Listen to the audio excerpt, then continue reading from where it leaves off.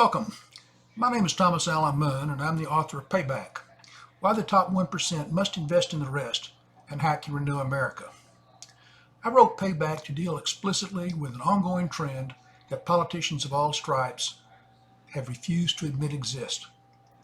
Over the last 40 years, the gap between what it costs to live the American dream and the market income of ordinary workers has widened from a gully to a canyon.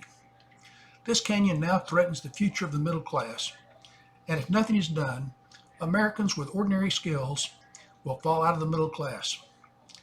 Payback proposes a tax policy that will enable capitalism not only to save the middle class, but to grow and make it more prosperous. Since Payback digs deeply into the weeds, I've recorded this Q&A to give readers a quick take on it. To make this Q&A easier for readers to digest, I've divided it into 15 sections. Payback is free to read on a website that I've created for the convenience of readers. It's my hope that Payback will contribute to a national dialogue on tax policy that I believe will take place sometime in the next decade. Now let's get started with the Q&A. Part 5. As the economy changes, the slicing process must adapt. Question. You've explained how you think redistribution can promote economic growth.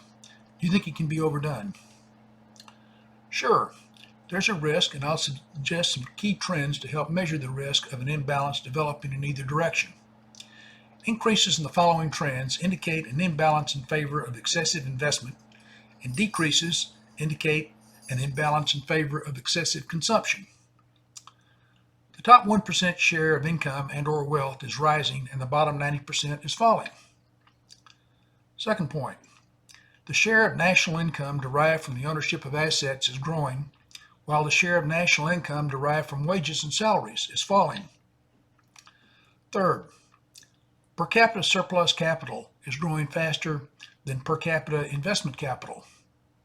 Next point, industrial capacity exceeds consumer demand, and the excess is growing. Next point, the rate of inflation is below average and falling. Next point, the rate of increase in per capita GDP is below average and falling. Final point, the price of luxury goods and services is rising faster than that of non-luxury goods and services.